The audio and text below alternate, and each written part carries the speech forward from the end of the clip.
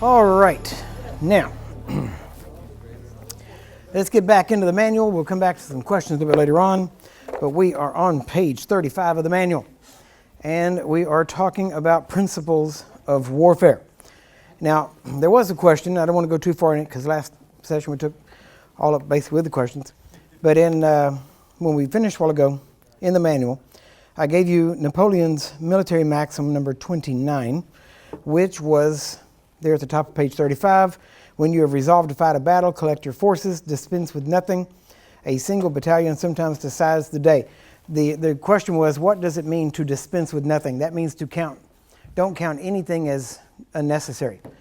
Pay attention to the details. Keep everything together. Use everything you need. Don't let anything go to waste. All right? That's what he's talking about. Now, and again, it's not so important about Napoleon. He was not a godly man, so we're just giving you some of these military maxims as they say them. Point number 3, or the third principle, is the principle of the objective, which means single-minded commitment. Okay? Now remember, we're going through these quickly. You need to go back through these one by one. Take one per day, one per week, something like that. Just read it, go through it, think about it, look at some of the illustrations that we will use. But we need to realize that each one of these principles, you can win a war with one principle. Now, but the more principles you are able to apply, the more likely you are to win, and the quicker you are to win. You got that?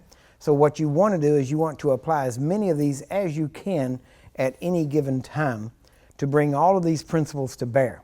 Now, you also have to remember, as I said before, these principles are not secrets. The devil knows them also, and he will be trying to use them against you. So you want to be aware of these things so that you can look ahead and say, wow, that's a great place for an ambush.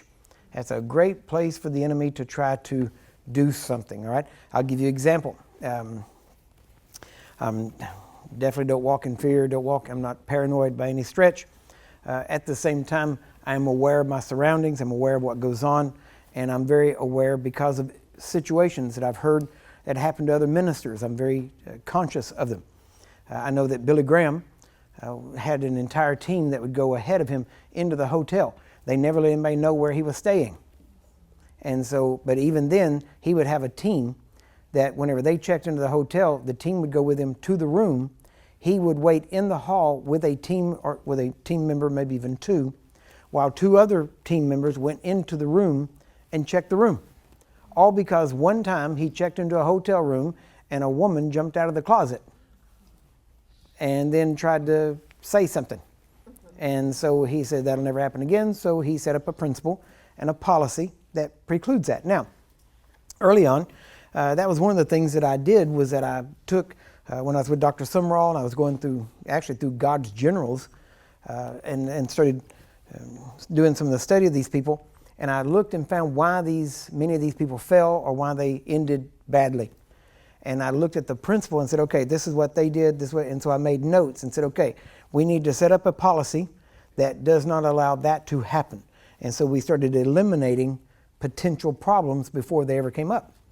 And so most of that had to do, even like Dr. Sumrall said, he said if every ministry it falls because of one of three reasons, if not all three. And that was because they went after the gold, they went after the glory, or they go after the girls. Every one of them. And so if you can set up policies that head that off so that that can't happen, then you can stop yourself from falling or causing a scandal. Right? And so that was one of the reasons we made it where finances, we go on a love offering. We don't go based on a set number of people, set number of like an honorarium or anything like that. We do strictly love offering. When we go, we don't care where they put us. We don't demand any certain hotel or this level of thing or anything like that. We don't put any demands on them. We ask if you can put us in a hotel, great. You don't even have to feed us. We can take care of that. We got to eat no matter where we go. So I'm not your responsibility to feed us. And so we try to make it as easy on the churches we visit as possible. But we also, we made it where generally wherever I stay, that's where the team stays. And so many times that they've wanted, people have wanted to provide a really nice hotel for me, and they didn't know about the team or didn't know who was coming. And so the team would end up, they'd want to put them somewhere else, or I would have to put them at a hotel. And if I put them at a hotel, then I stay at that hotel. Wherever they stay, or I should say wherever I stay, they stay. And that way we're not separated, because it's two reasons. One is it's not right? We're all part of a team. I shouldn't be staying in some, 5-star hotel and my team staying over in Motel 6. Instead, we all stay at Motel 6, right? That's the way it was. If I'm paying for it, we all stay at Motel 6. But because we're just sleeping there anyway. We're hardly ever there during the day. But we've made these policies of where, even here at the church, I don't meet with females alone. We've had women call and say, I need to talk with Brother Curry, and it's private, and, I want to meet with just him, and everybody on my staff knows, no, it ain't going to happen. He will never be in a room with a female by himself. It's not going to happen. And they say, well, this is private. Well, so what? If need be, my daughter will be in there with me, one of my staff members, my wife can come up and be with me but that is not going to happen. I don't travel generally alone. There are times whenever I'm in my car by myself, but we travel pretty close together, know where we are at all times. And you say, man, it sounds like paranoia. No, it's called making sure that you're safe and not giving the devil any place, right? Because it's not what you do, it's what you're accused of, right? And so, it takes no proof to be judged guilty in the eyes of the public. People are really ready to judge a minister guilty. And so we just have to go above that. Same thing with finances, same thing with money, money, but also even with fame and that kind of stuff. And that's one of the reasons why when I started looking at the fact that it wasn't about an anointing or any of that kind of stuff, because all of that stuff about anointings are all geared to elevate somebody. And so we started finding out it's not true, especially the way it's taught. It's not true, generally, in most circles. But the truth is, we're all in this together. There's nobody in this room that's special or any better than anybody else. The only person that's special or means anything at all is Jesus. And so we're all in this thing together. So it's not a matter of, well, my anointing upon this person. No, we all have different jobs. And I tell everybody, we are all the same value to God. He paid the same price for all of us, Jesus. So we all have the same value to God. Now, our value to the kingdom is based on what we do and how much we advance the kingdom. But our value to God is identical. I don't care who you are. And then he talks about being a vessel of honor or dishonor based on whether you purge yourself of certain things and that kind of stuff. So we can make ourselves valuable to the kingdom, but our value to God does not change. Does that make sense to you? Because what you do in the kingdom. See, I know me, as far as, Curry Blake, without Jesus, he isn't worth knowing, right? And it doesn't matter, and he's the only good thing in me. That's a fact. It's not just trying to be humble. It's truth. So by that same token, I know that what I do in the kingdom, I know that my job, my function, my purpose is important. I get that. It's important. I'm not. Do you get that? The job, the accomplishment of what God wants done, the accomplishment of his will is important. The person doing it is not important. And if I decided not to do it, God would find somebody else to do it. That simple. We're all replaceable, right? Now, there are times when he might have to find 2 people to do another person's job, but they can still be replaced. Nobody is irreplaceable. And so we always have to remember that. And the problem is ministers are sometimes treated like rock stars, and then the bad part is they start believing that they are what they're treated like, and then they started getting a big head, and then everybody starts talking about them when it's the people that treat them like rock stars that get them there. Right. And so we need to realize we're all just people. Amen? We're all in this thing together. We're all human. We all make mistakes, and we all hopefully help each other get back up if we make a mistake. And so, if you never made a mistake, then it's hard for you to show mercy sometimes to people. But sometimes what I have found is that the people that make the most mistakes, usually they're the ones that are the hardest to show mercy to other people, right? Because they have this facade about it. So anyway, let's get back in the manual.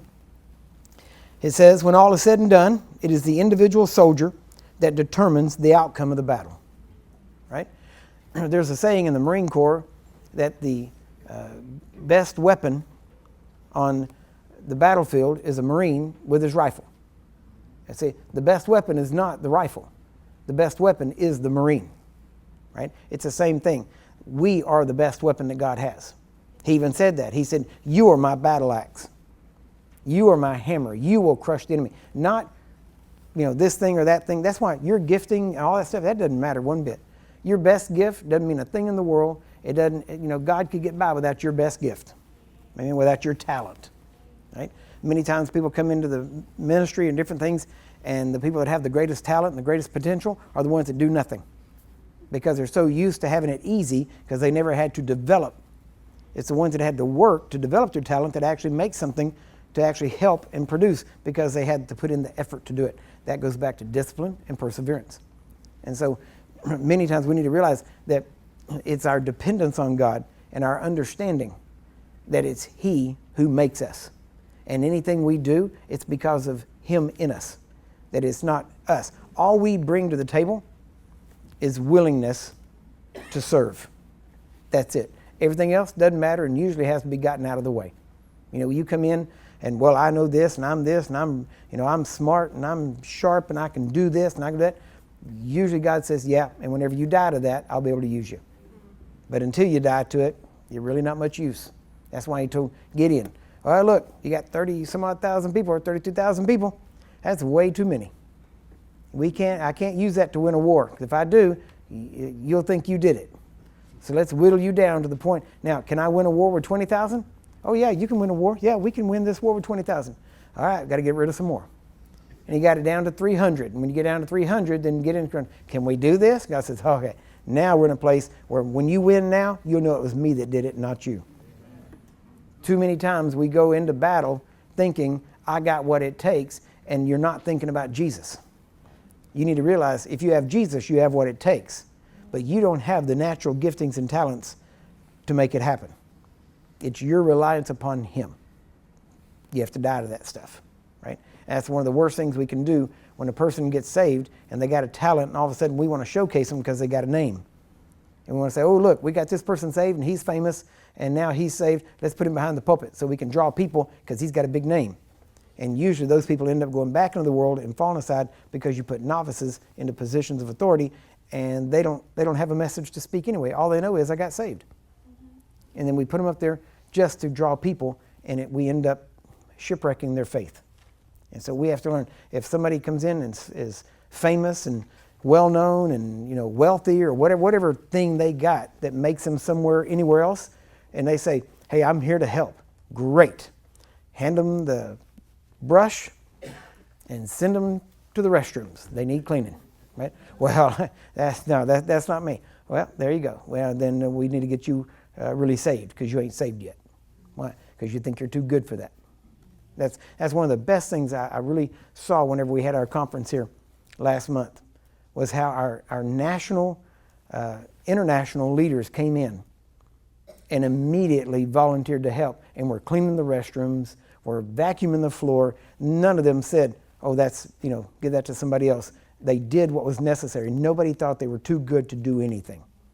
That shows the type of people we have in JGLM, that it makes it such a pleasure to serve with them in any kind of leadership team. So, the second point there, a soldier can have the total resources of his country behind him, but if he does not have the strength of will or the force of unflinching courage, the greatest equipped army in existence will fall before a less equipped but more motivated enemy.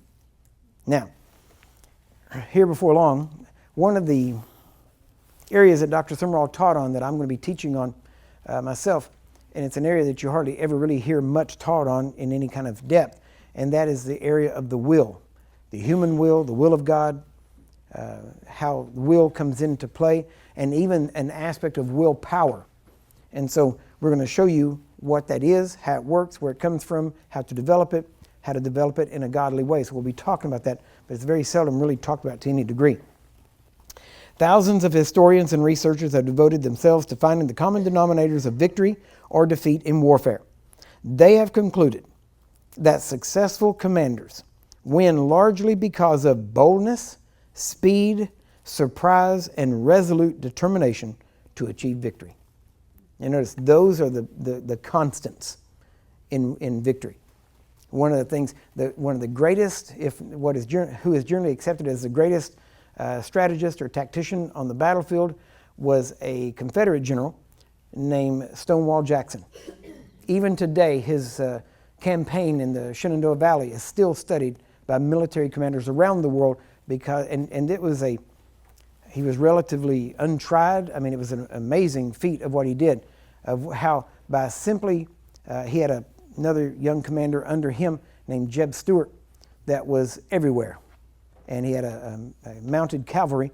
And Stonewall Jackson's soldiers, because of their love for him, they actually called them, other units called his soldiers unmounted or dismounted cavalry, because they said those soldiers can march as far in a day as mounted cavalry can ride.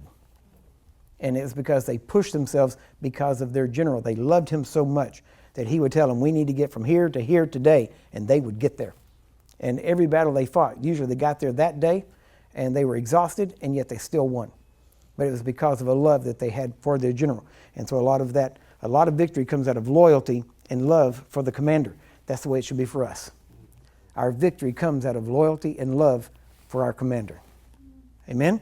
Amen. Now, in this too, with Jeb Stuart, he had mounted cavalry, and the thing was, he would show up in places that they thought there's no way he could get there. He got there too quick. He showed up out of places, and he would hit and run before they could actually mount a good defense against him. This is exactly what we have done around the country and even around the world at places where you go in, you hold a meeting, and you're able to do damage, and then before the enemy can really try to form anything to recover from it, you're already somewhere else hitting somewhere else. And we've seen that over and over again, and you can get great victories and you can take great territory, but then you got to maintain it. In the early days, we didn't maintain it. That was our problem. We were doing great victories, had great battles and great victories in them, but we did not know how to keep the territory we took. And because of that, we started recognizing that, and then we started seeing, because of the need of the people, we saw the need for life teams, which are our cell groups. And so now we know when we go into a place, automatically we have the meetings, but while we are there, we get the names of people that want to start life teams, and we leave with the names of people so we can stay in touch with them, so that we can establish something, so that a year later when we go back, there's still something there. Till Osborne said early on he'd go to Africa, India, different places. They would go in, have great crusades. Sometimes 50,000 people, 100,000 people would get saved. And he assumed that the local churches would absorb these people. And so he would go back a year later, couldn't find a single convert, because they all went back into the world because they didn't know how to connect. So then he started going over, and when he went over, he would do the crusade, but before he did that, he would meet with pastors. He would give them some projectors, films, books, magazines, all these things, and he would say, when they got them saved, they'd say, where do you live? Oh, we know the pastor there. Here, go to him, and he would connect them. That's what we've started doing. The biggest problem we're facing right now is most Christians today don't want to connect. They want to be lone rangers. They want to be off by themselves. They want to learn, because it's all about the individual today, not about what you can do. We can do more together than we can alone, right? As Bishop Bill Hammond always said, it's the lone banana that gets peeled. He and Dr. Summerall were of a generation of their own. Let me tell you, they had some sayings. But we need to realize that's what the enemy does. The lion will attack a herd, and he has no individual animal in mind. He waits to see which one peels off. He goes after it. He runs it until he gets tired and can't run anymore, and then he goes in for the kill. It's the same thing that the enemy does. The enemy goes about as a roaring lion, seeking whom he can devour, right? It doesn't say he can devour everybody. It says he's seeking whom he can devour. And so we need to realize, but it's usually when people get away from fellowship, away from the group, away from other people, that they get they get tired, and they get weaker, and they get weary, and then the enemy takes them out. And so we need to draw together. The Bible says very clearly, as the day comes closer, we should draw together even more often.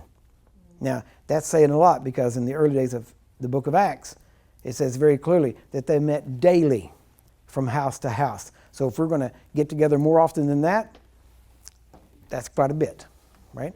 And that's one of the things we're seeing.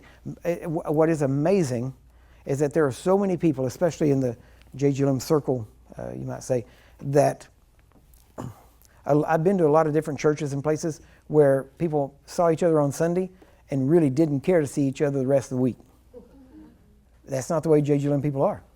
You know, we hang out together, we get together, we meet regularly, I mean, almost on a daily basis, if possible, on daily. You know, if we had something going here every night during the week, we'd have people here every night. Why? Because the JGLM people love the Word, they love the fellowship, we want to do something. And I really think that's one of the reasons why God is pouring out the information, the revelation, things that He is, because He knows He has found people that really want to do something for Him.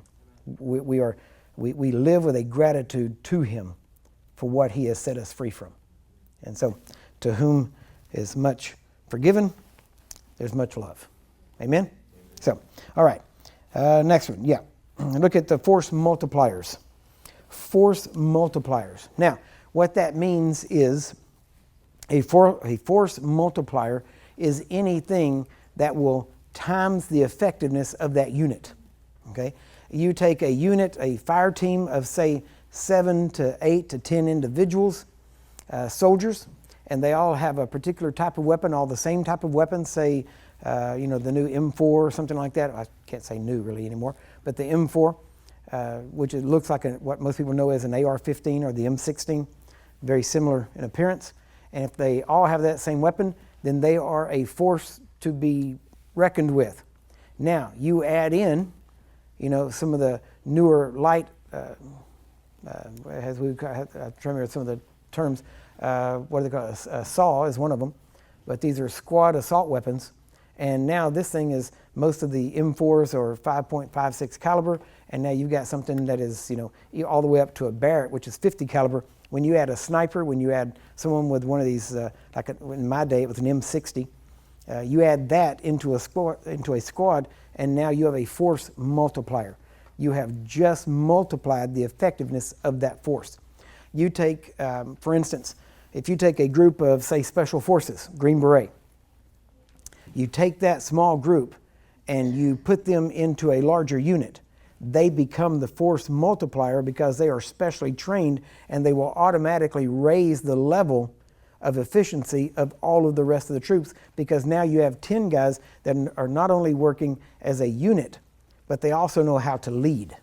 And they will help lead the others, and they become a force multiplier. Now, our life teams, and we're talking a lot about that just because of the value of them. Life teams are similar to Special Forces units, like A team, that kind of thing. In other words, they are force multipliers. You take a life team, plug them in with a regular charismatic church. The charismatic church, their results in healing will skyrocket. Why? Because you have a group of trained people there that will train others how to do this. They will start going out on the streets. Why? Maybe that church doesn't do that. Life teams do that. That's what they're for. So they are like a small unit that is a force multiplier that makes whatever force they're put in with stronger, better, and faster, right? And so these, when you look at force multipliers, there are a lot of them. Number one, they have superior knowledge. Number two, they have greater skill. Number three, there is optimism in them. In other words, they're positive and they are motivated, as we said. Then the next one there, they have confidence that they can accomplish their goal and achieve their objective. They have high morale, mainly because they are a team and they work together. It's easier to have high morale when you know people that you work close with that you know you can trust. And then finally, creativity and innovation. And one of the things that we tell people all the time, the message is sacred, the methods are not. You can always innovate the method, but the message stays the same. Now, you take a well-trained life team and you stick them into a typical church, and that church is going to change because the life team is going to bring in, most Christians are very timid, fearful even, which is what timid means actually. And as a matter of fact, if you read in Revelation, it says that the fearful and the unbelieving have a place in the pit. You got that? The fearful.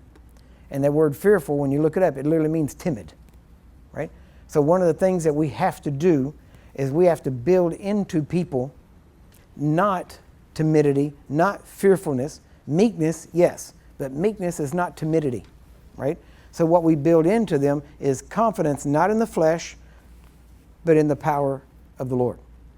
And so when you do that, you talk to JGLM people, they are confident in their ability to get the job done. Why? Because they know how to lean on God.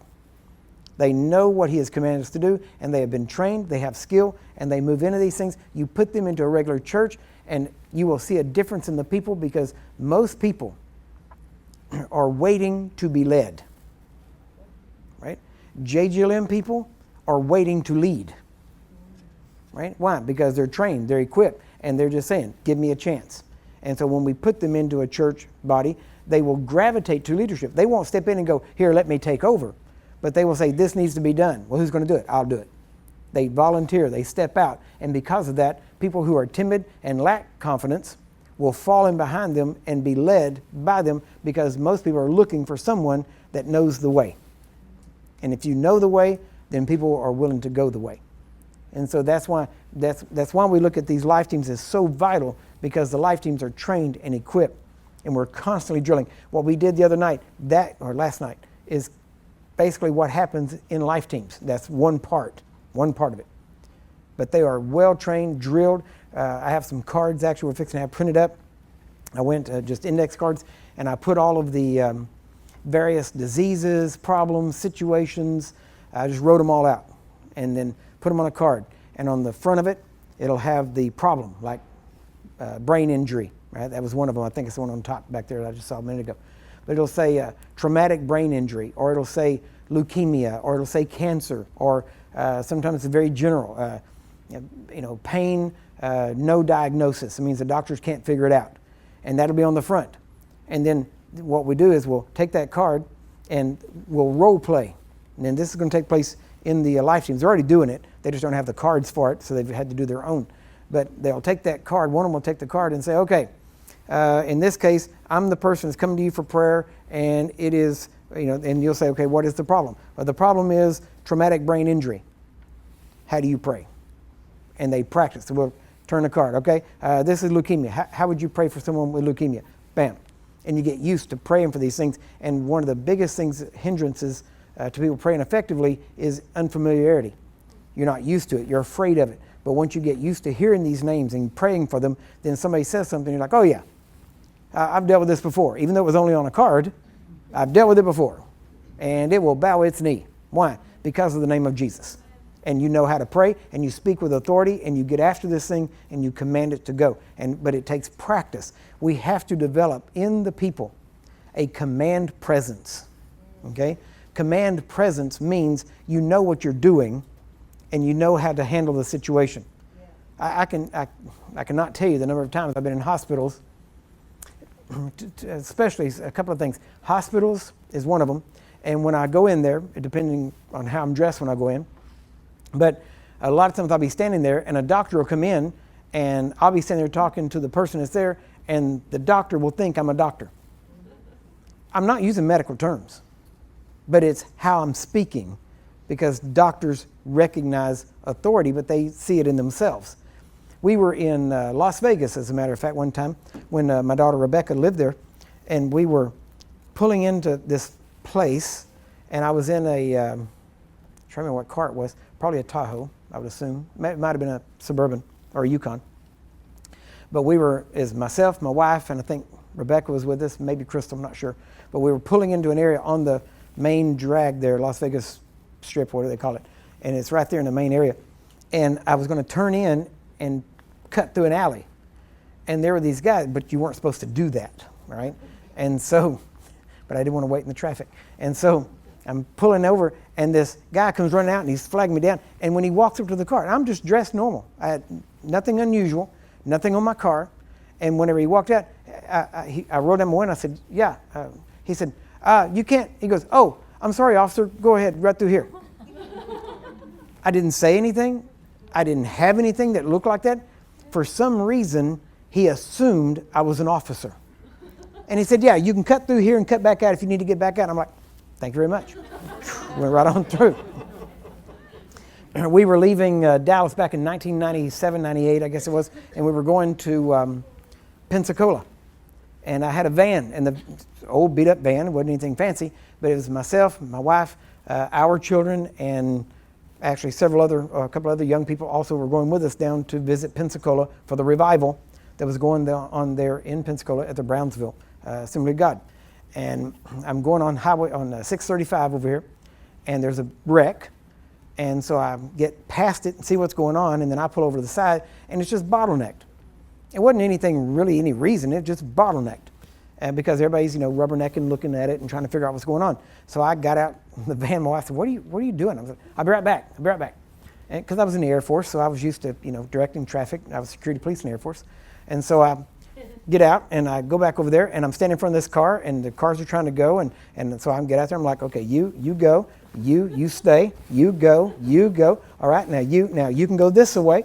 And so I'm directing traffic, and the cars are going, and this one guy's pulling up, and he's, trying to edge, toward me, and he's getting right up on me, and I'm like, you stop, you stop, you sit right there, now you go.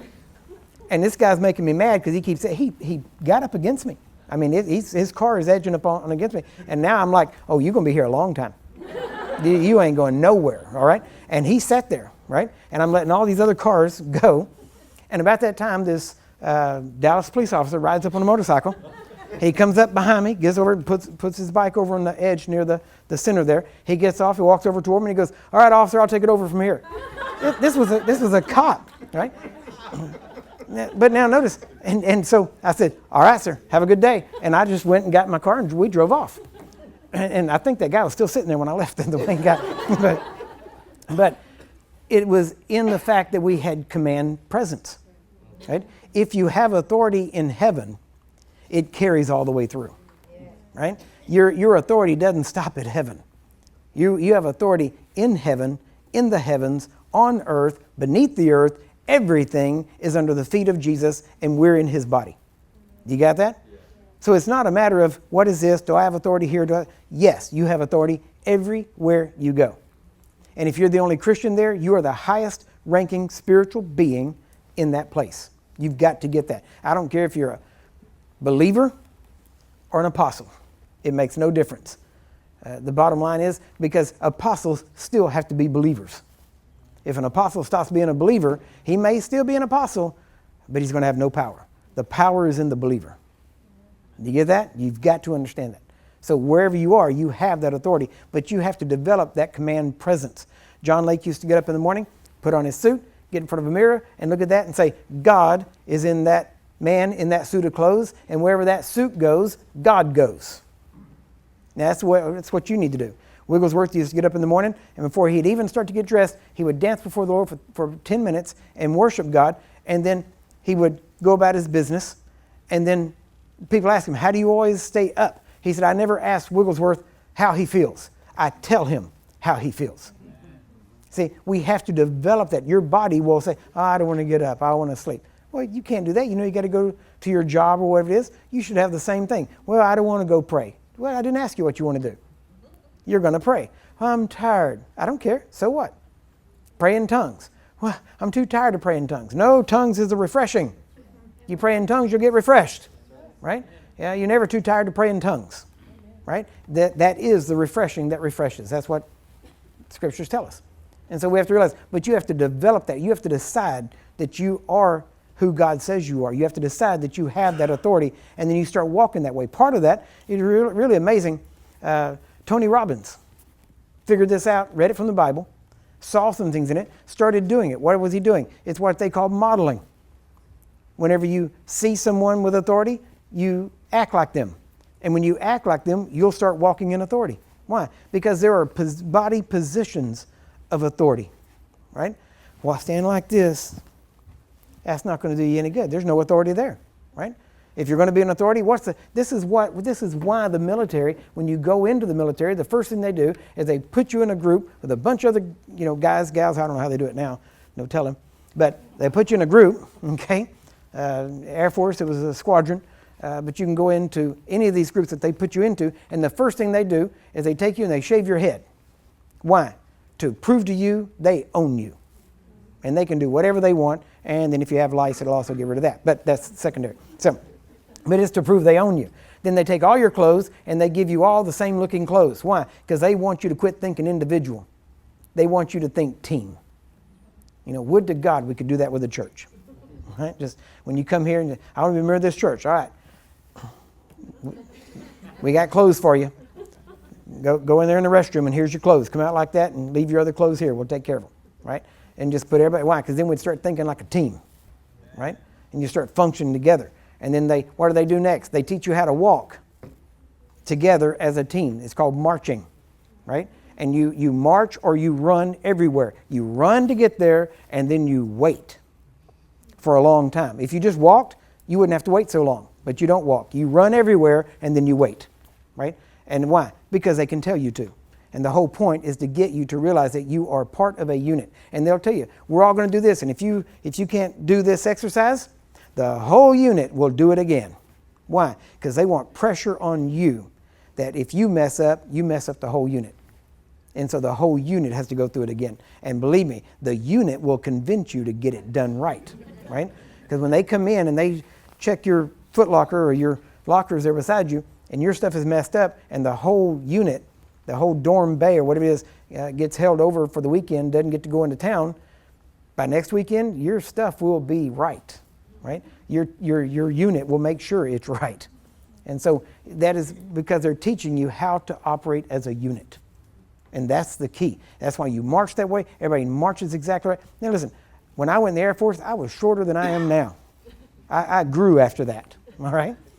And weighed a whole lot less then than I did now. When I went in the Air Force, I had to get a waiver for my weight and my height because I was too short and too light.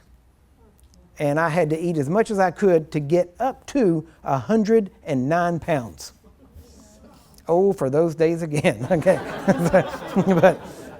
but I had to eat and eat and eat just to gain up to 109 because my waiver was for 109. And if I didn't get up to that, they wouldn't waiver the rest. I was really supposed to be about 145 or something like that at that point. And so I had to get a waiver for that. But I was short, my legs were short, and when everybody else took one step, I had to take two. But I couldn't take two because that would put me out of step. So I had to learn how to take steps that were just as long as a 6'5" guy was. And I had to do just what, so I had to learn how to step. And it wasn't just, as I would normally walk. And now everybody around here talks about how fast I walk. And that was 40 years ago, right? But it's still in there. And whenever I walk, people say, you're a man on a mission. I can hear you walk. And by how my boots sound in here when I'm walking. Why? Because I developed that. And it's part of me. And when I got out of the Air Force, I didn't want to lose that because I saw the benefit. When I got up in the morning, when I walked to my locker in the military, I was Curry. When I put that uniform on, I represented the United States Air Force. That was the difference in the mindset. And we need to be the exact same way. We get up in the morning, we need to recognize, I represent the kingdom of heaven. I am an ambassador for the kingdom of heaven. When I speak, devils listen. Things change. We dictate the policy of the area we're in because we are ambassadors for the kingdom of heaven. My house is an embassy. What does that mean? That means that it is the sovereign territory of the kingdom of God. That means that sickness, disease, and anything of this world that is not part of the kingdom of God has no place there and cannot enter there. And when you start focusing on this, you start to live different, talk different, and you start to act different. You start to carry yourself different. And you start to be a different person, the person you were meant to be. The one thing that they said about Jesus. Isn't it amazing? You don't really read them saying, oh, he was such love. Even though we know he was love personified. Isn't that right? But we don't read that. It doesn't say that. It says, oh, gracious words came from his mouth. We do know that, right? But there's really not much a description about him. Except they said, he does not speak like the Pharisees. He speaks as one with authority. That's really the only description we have about him. Now we know that he was meek, that he was humble. We know all that. But it's funny because we know he was meek and humble, and yet He said, I am the only way to the Father. So that's not what we would think of as a humble statement. But true humility doesn't mean to put yourself down. True humility is submitting yourself to agree with what God says about you, regardless of what you or anybody else may actually think about you. So true humility is just simply saying what God said. And God tells us how to act toward one another. He tells us not to think more highly of ourselves than we ought to think, which simply means don't think of yourself as better than anybody else. Now, you can think yourself as better than demons, because you are, but you're not better than anybody else. And the minute you think you're better than somebody else, you have just thought of yourself more highly than you ought. And at that point, you move out of sonship, you move out of servanthood, and you move into religion. But we have to realize that as His sons and servants, people who serve God, sons who serve, I guess I could say, because of that, we know who we are, and we're able to say, listen, I will speak, demons will obey. Not because of me, but because of whose I am, because of who I represent. But you have to get the spirit of dominion into your soul. You have to. If you don't, and this is why policemen, military, anybody of any type of law enforcement background, they get this. Man, they are the fastest to jump into what we call the JGL message. It's just the Bible. But they are quick to jump in it because they understand authority. And the one person that Jesus had the greatest faith he ever met was a Roman centurion that said, I understand authority. And so we have to realize when you understand authority, you walk in faith. If you don't understand authority, you will never walk in faith, because you'll always be hoping. Hoping and praying, hoping and guessing something. But true faith speaks for God as if He were there, because He is in you. That's why Jesus said, when they hear you, they hear me. See, the problem is, Jesus believes that. Devils believe that. We just don't believe that half the time. And that's the problem. And until we believe it, devils won't obey it. And then you wonder why it doesn't work. You got to believe it. Real simple. Now, so, still looking at these characteristics, you might say. The ability to focus and concentrate on key targets and objectives. You get focused on something, you don't let other things distract, you keep moving toward the focus. Next, strategic alliances. You learn how to make strategic alliances with people that you might not always agree 100% on, but it would be strategic for you to get your message into them to help them. Not to use them, but to help them. So strategic alliances. Excellent relationships with key people and organizations. These are force multipliers. Whenever you can do that, whenever you can create these alliances, whenever you can create these relationships with key people and organizations, it becomes a force multiplier that gives you more power. We would call it synergism, that the sum of the total is greater than the sum of the parts. Next, excellent communications. If you can communicate excellently, then you become a force multiplier. Being able to communicate effectively is a force multiplier. One of the biggest ministry heartbreaks, one of them that I had, was when I was working with a person that worked with me for several years. And great potential. I even looked at him as a person that I would, if I was to ever get ready to retire or step down, I would have passed being general overseer over to him. And yet I started hearing some of the things he was saying, and he had moved more into what is generally called now the hyper grace movement, to the point where sin doesn't matter anymore. And so I started getting questions from people saying, what about this? Is he preaching this? And I said, let me call. I talked to him for over 2.5 hours. And I kept saying, just tell me this. Do you believe that sin still matters? Are you preaching that sin doesn't matter anymore? And the thing is, every time I asked that, he would never answer directly. He would always skirt around it. And so I told him, I said, look, because he kept saying, well, I've never said this. I've never said that. And I said, listen, it's not what you say. I said, you need to be as clear about what you're not saying as you are about what you are saying. I said, because if people don't hear it, they'll think you're saying this. And I said, so if you're not saying that, then you need to let people know that that's what you're not saying. But he would never say that he wasn't saying it directly to me. And so eventually, when it came time to renew his ordination, I told him, I said, we're not going to renew your ordination because I've heard your messages, and if I just listen to that, I would assume that you believe now that sin doesn't matter anymore. Well, come to find out, the reason he was preaching that was because he had a daughter that had backslid and was not living for God and was living really not good at all. And because of that, he didn't want to say that she had left God or that if she died, she might not make it to heaven. And because of that, he changed his doctrine. And that's one of the things that we have to watch for. We do not change doctrine because of personal experience, even at the cost of our own personal comfort. We have to preach the truth no matter what. And we don't change on the basics. So, next, finally here. Superior leadership at all levels, that is a force multiplier. When you have good leadership, good people that serve well, then that causes the overall impact to be stronger. And finally, what's called SWOT, SWAT, strengths, weaknesses, opportunities, and provisions.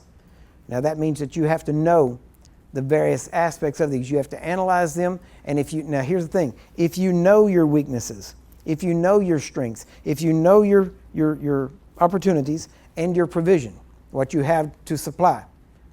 See, it doesn't say have no weaknesses. You'll never be at a place where you have no weaknesses.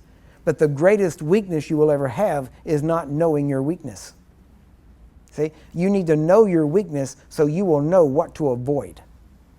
If you don't know your weaknesses, then you won't know what to avoid, and then you'll fall prey to it. So you need to know what that weakness is. Now you should be working on it so that it becomes a strength. But you don't act as if you don't have any, and you don't ignore your weaknesses. See, Samson, tremendous strength, had a weakness. And that weakness he ignored. He thought his strength could override that weakness, and it cost him his eyesight. And we need to realize the same thing. We see nearly the same thing with David. We see it with Saul. We see it with several different people. And we have to realize your greatest strength can become your greatest weakness if you think that it overrides everything else. It's why you have to have fruit, character, that is greater than your gift. If your gift is greater than your character, your gift will cause you ruin because you won't have the character to carry the gifting. And usually when that happens, people have a great gift, people build them up, and they end up falling somehow. And you can see that I could go back to recent revivals and bring out names, you'd know them. And it was because of that.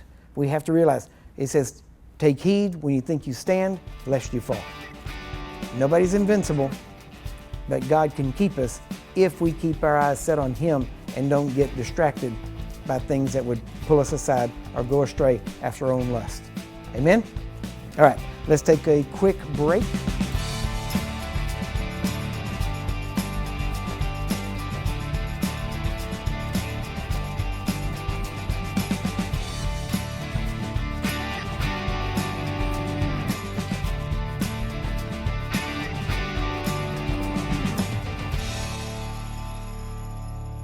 If you are considering partnering with us and would like to support our mission, please visit jglm.org/partners. Proceeds will go toward the cost of the television broadcast and our mission work around the world.